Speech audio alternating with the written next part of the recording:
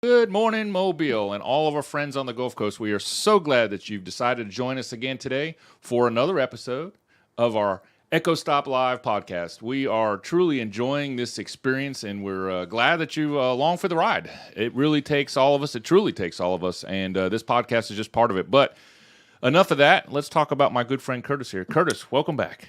Thank you, but let's not talk about me. Why you want to talk about me? Well, I mean, we're going to talk about you one way or the other, but it You truly will takes talk all about of me, us, and right? you are part of that. But good Friday morning to you guys. 8:30, ready to kick this day off and really spend some serious time talking about the important things, Curtis, that are going on. And today, guess what? I have a surprise for you. What's the surprise, Kevin? We are going to talk about something that you have been talking about for a while. Enough is enough, Curtis. When do we actually start really breaking down the words and terms that we're using? We've mentioned departments and communities, but I want to talk about people, Curtis.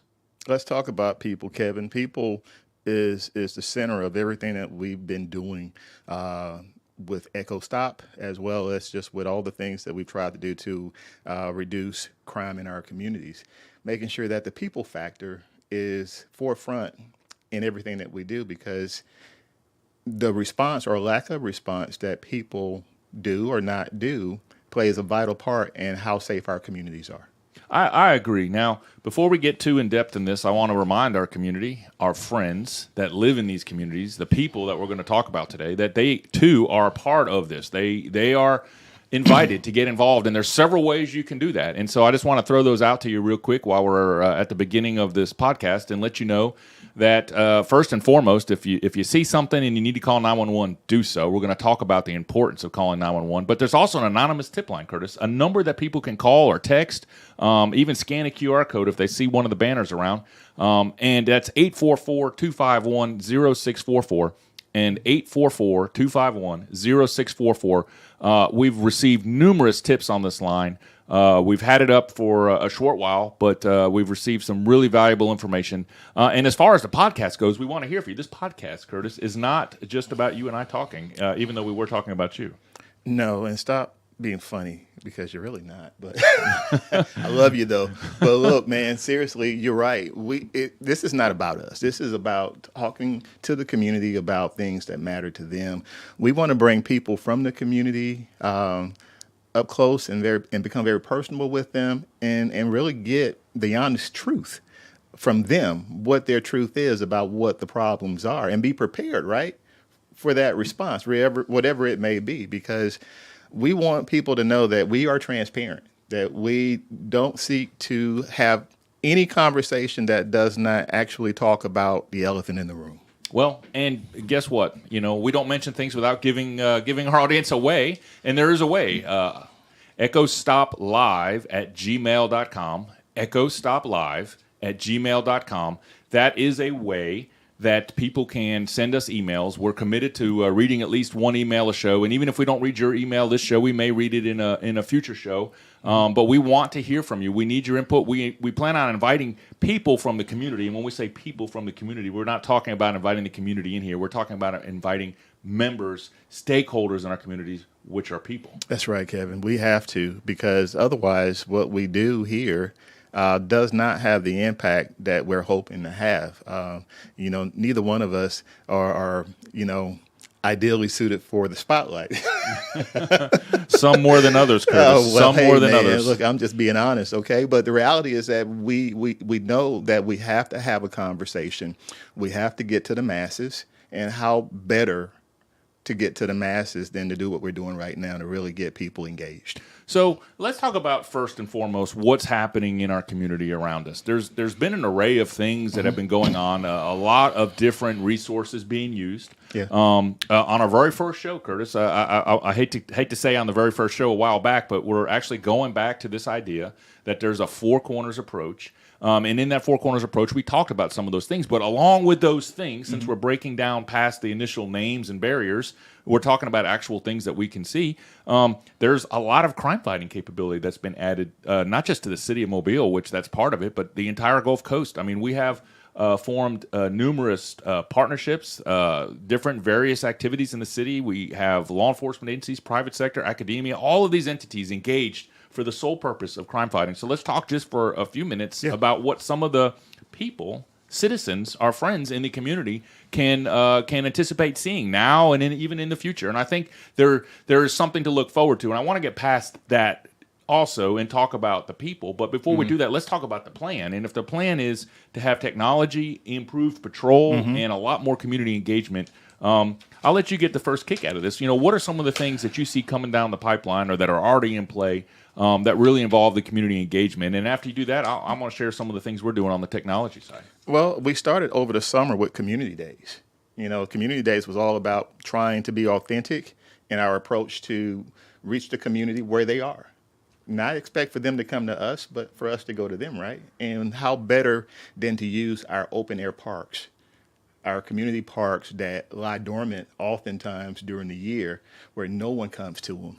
And what we want is for people to come to these parks, but come to the parks with the mindset of knowing that we're going to bring resources to you, not ask you to come to the resources, but bring the resources to you so that you have access to things that may or may not be a barrier, something that may get you out of a situation or a community. Let's say, we're not looking to move people out of communities. We're looking for people to help improve the communities. But sometimes people have to get away from problems.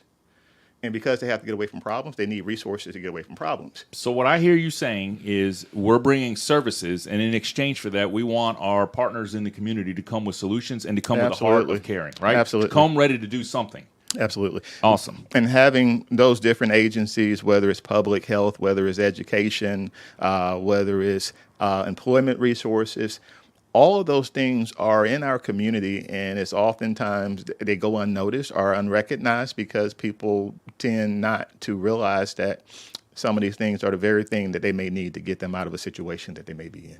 Well, this really leads me into another interesting piece, and I told you I was going to come back to that. And people say, "Oh, what's technology, and how does technology help us fight crime?" Fight crime.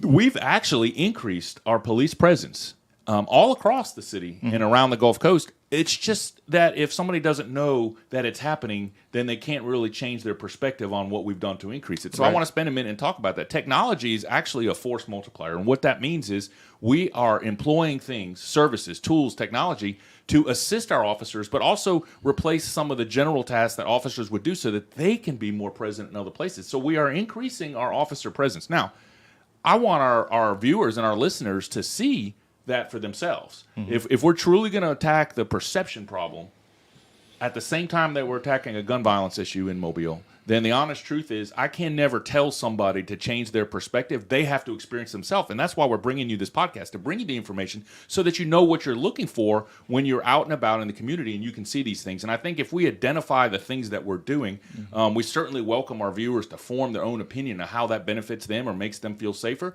They have to feel safer, Curtis. But we are doing things. We've placed certain camera-related technologies, and of course ShotsSpotter has been talked about, but we've also improved our training, and we've offered better technology to our officers so that they can do their job safer, not just for themselves but for the community. And all of these things are super exciting because this is not just something we're throwing at the problem. And I hear people say that, oh, you're throwing another tool or another piece of technology. No, Curtis, what I believe is we have invested in solving this problem. And these things represent an investment. We are literally building a foundation upon which we will solve many of the problems. But you can't do that if you have an unstable, uneven foundation. And so for us, technology is just another way to do it. For you, community engagement is just another way to do it. And what an amazing thing when we can bring those things together. And that's what we want to talk about initially is here's what we're doing. And now our challenge to our viewers is get involved. Go see for yourself and report back to us how you're feeling when you see these things, and let us know so that we can adjust as we're going through it. It truly takes all of us, and this is not a police-only thing. This is something where the police can serve, but we want the community to come forward as people who care, who want to be part of the solution. And what's really interesting about that is, we're advocating for our community members to call 911 when they see something, report a tip. But we have a video here that we're going to roll in just a second. And, if you don't want to hear from us, hear from the mother of someone who's lost her child in a needless act of violence. from birth up until school age. You know, he was a fast developer, fast learner. He was always a happy person. Every time you seen him, he had a smile on his face.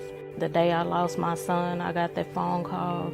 It was like my whole world just stopped. All I wanted to do was see my son, and I wasn't able to see my son until I had to go to the funeral homes. I think that was one of the hardest things that a parent has to do.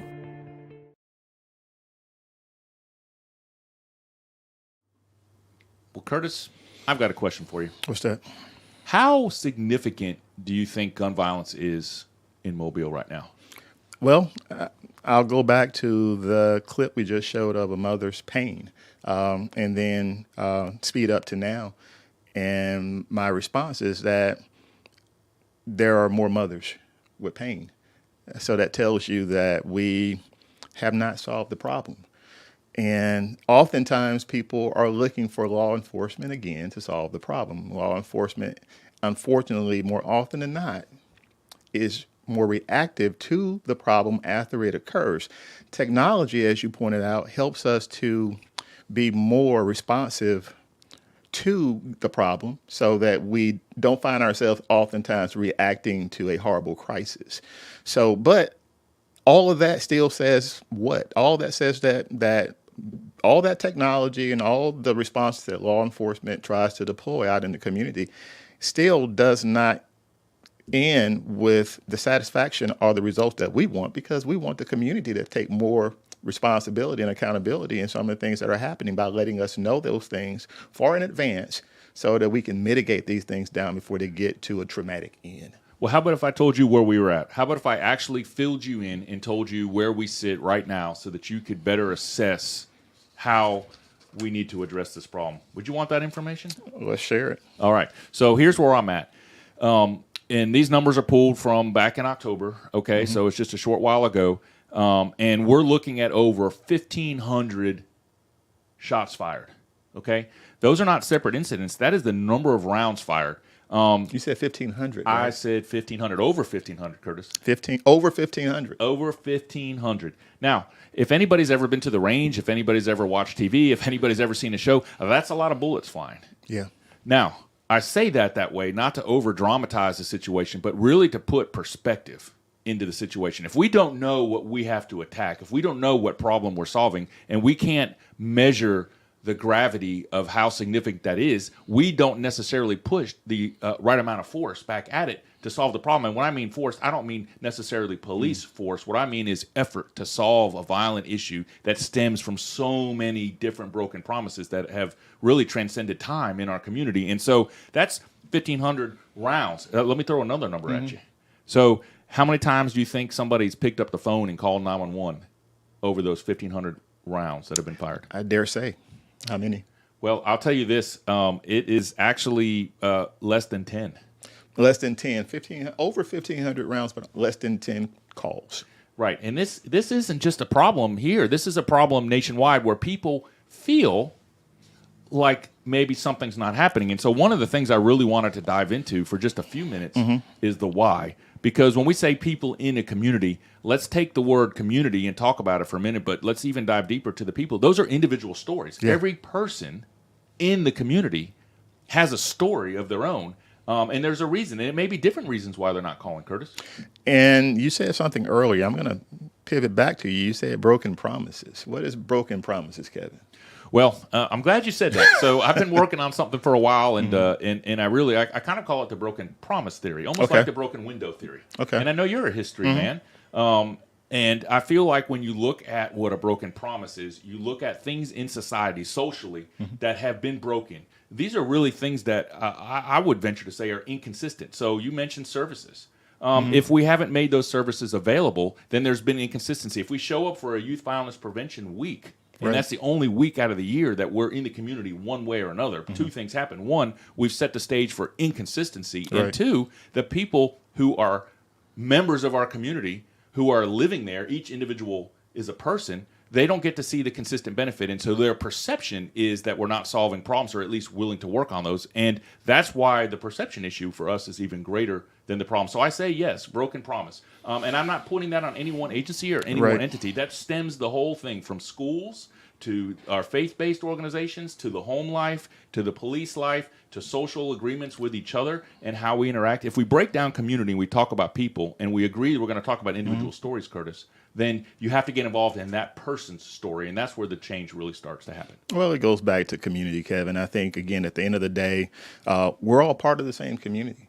If we serve in it or live in it, hopefully we live and serve in it, but sometimes we don't. But at least if we're going to serve in it, let's serve in it and let's be part of the community when we serve.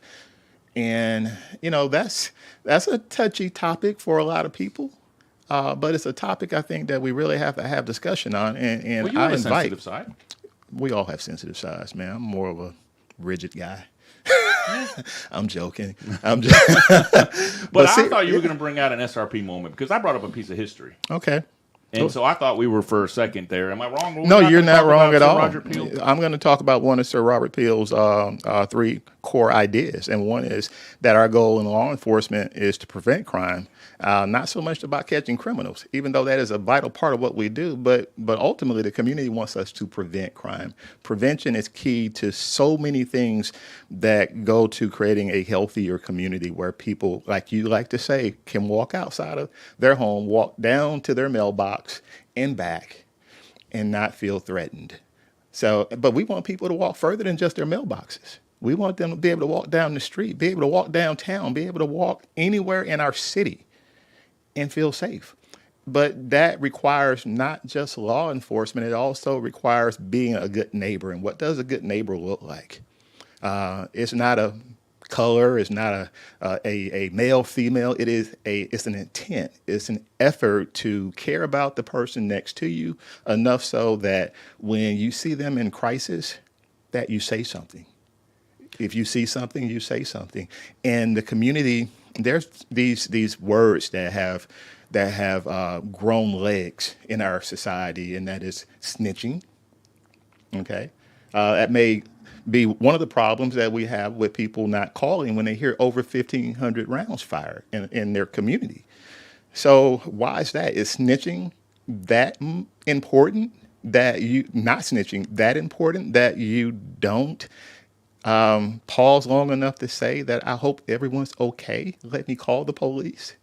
I mean, help me out because I'm a little frustrated. Yeah, well, I agree. And, we have some viewers that are probably feeling some of the same grief. And a while back, I actually made a note of it here earlier. A while back, we received a question from one of our viewers, Jeff, who lives in Mobile. And he had written a question about, did we or would we ever consider having officers attend HOA meetings? And I think really there's a bigger question asked. So first and foremost, Jeff, thanks for writing to us. Like we committed, we may not read it that episode, but we're certainly going to try to get to all of the questions.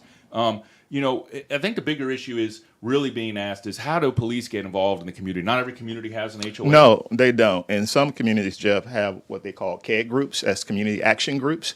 Those community action groups meet with the precinct commander or his designee or her designee to talk about those things that are going on in the community that they're concerned about, but also get information from law enforcement that will help them actually be better community members in helping law enforcement improve safety. And I think the question itself is awesome because what it raises is, just another idea of how police can get involved in the community. Again, we try many things. The agencies try many things. This is really where this podcast can help bridge this gap, if you will, between what law enforcement thinks is solving the problem and what the community sees as the problem. And I think the more that we actually have this conversation, Curtis, I think we're going to be better off on the road to success because we're not just operating in a vacuum. We can't operate in a vacuum. But I really believe that, if we're going to have really this conversation about when is enough, we got to have a real conversation, like a real conversation about how we do things just a little bit different. And we have to get out from behind what we think is the best way because that's the way we were taught or that's what we thought. And we have to listen. If we listen a lot more, Curtis, we will move a lot further down the road. You're right. And I said earlier that I was frustrated. I am frustrated. I'm frustrated because there are so many good, hardworking people in our communities and all sorts of different zip codes in our city that have invested in their homes and in all things relative to their community. And a lot of them feel very much like prisoners in their own home.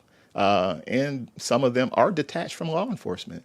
And that's something that we have to talk about too. And it's not about pointing fingers, as you said earlier, but it's about really having a real direct and intentional conversation about issues that matter if we're ever going to move the needle and improve safety. Well, and I think that's the cool thing about this podcast is, this podcast is not designed to be some sort of political piece where we talk about agendas. This podcast is designed to be fluid, to respond to the needs of the community, but to also share with the community what we're doing as law enforcement and with our law enforcement partners. And I think that exchange of information is truly what will bring us closer to the solution. And we are making progress. Like, I think we can statistically show that we're making progress, but statistics don't make you feel better if you hear gunfire at Perception is the reality of what people live through and live in and live with. It's not the numbers. The numbers, they can care less about the numbers. The numbers, when we actually talk about the numbers and not talk about the reality of what is, then we have one section of our community that feels like everything is great, and then we have those who are affected by it most that think we're fraud. So, I mean, let me ask you this question. If the community is really made up of people, then every person that has that right to walk to their mailbox and beyond is a concern. And when we talk about perception, we're not just attacking perception as a whole group of the community. We have to look at everybody's story, and everybody has to see the improvement so that they have a better perspective, which will change their perception. And that really comes back to what are we doing? And we feel like we need to share. Is everything we're doing going to work? No, but we're going to throw everything we have at it. Focus on the things that are working. And this is the importance of really hearing back from the community, whether it's via email, whether you call in a tip, or we're asking for more involvement. You said, see something, say something. Right. My favorite line is see something, say something, do something. And so call 911. Here's a good example for you. You hear gunfire, you think your neighbor's called or someone else is called, or you're wondering if you should call. Here's my answer. Call. Right. If you're scared to call, there's an anonymous tip line. But find a way to notify us of what's happening so that we can help get involved and find out. Did you know that many of these instances are actually involved the same individuals? Right. When I say bad actors on the street. So it's not like the city is just filled with bad actors. No. There's actually very few, but some of those few bad actors are doing many things, which is really not helping us with 1,500 rounds, over 1,500 rounds being fired in the city. So we really have to look towards solving that problem. Yeah, and it goes back, Kevin, I believe, to just understanding the importance of knowing that we have to get out of our comfort zones where we just sit back and we say, well, it's going to be whatever it's going to be, and say, no, it's going to be what we allow it to be. And we have to get into those difficult conversations, have those difficult conversations. And, we work for the police department, and we understand that the police department is working extremely hard to try to make a difference in our community. Is there more that we can do? Absolutely. But is there more that the community can do? Absolutely. And we're trying to get the community to embrace the responsibility and the accountability of actually doing some of those things. Some of the things we're going to be doing also is the canvassing of neighborhoods. We've been talking about that a little bit, right? And That's right. And we're hoping Surveys. that surveys, talking to the community about their relationship with law enforcement and how do they feel about responses. Hey, I love it. Brought my door knocker. I don't leave home without it. Well, I don't leave a doorknob without it. There's the doorknob. Now that was funny. Everything else, not so much. Well, I try really hard, Curtis. I try really hard. Yeah, you're good, Kevin. All right. Well, But I got some news for you. what's that? Our show today is slowly winding down. But I'm super excited. Let me tell you why I'm excited. Because we have so many other podcasts planned. We have members from the community we're looking on bringing in. We're going to be going out talking to people in the neighborhoods, on the streets, and Right. around the area that surround us. I can't end the show without reminding people, again, the anonymous tip line is 844-251-0644. And today we were talking about enough is enough. But really what I want to talk about from every show forward is about more is more and how much more we can do. And we need your help. We need the help of the people we work with, but we need the help of the community, which is who we really work for. And I really want to share that. I appreciate you sharing something that I know personally. I've known you for a long time, Yeah. and I know you're passionate about this. And I really hope that our viewers understand that we're not just having a podcast to talk. We're having a podcast as a way to air what's on our heart. And we really feel like with the involvement and the feedback as we're getting these emails, and we talk to some other folks, we've met some people along the way who are encouraging us that you stay encouraged. We are in this fight with everybody. It truly takes all of us. Mobile is a great place. We're working hard to make it safer. And last and finally, I just want to remind everybody to tune in next Friday at 8:30 for another live podcast. And you never know what's going to happen on the Echo Stop Live podcast Never show, know. do you? Kevin may tell another bad joke or something. Who knows? I But intend on it, but whatever I got to do to keep your attention. But we really appreciate it. We're so glad you joined us. And farewell, stay safe, and until we meet again on the next podcast, we're wishing you happy and safe times. Thank you, Mobile, and our friends on the Gulf Coast, and we'll see you then.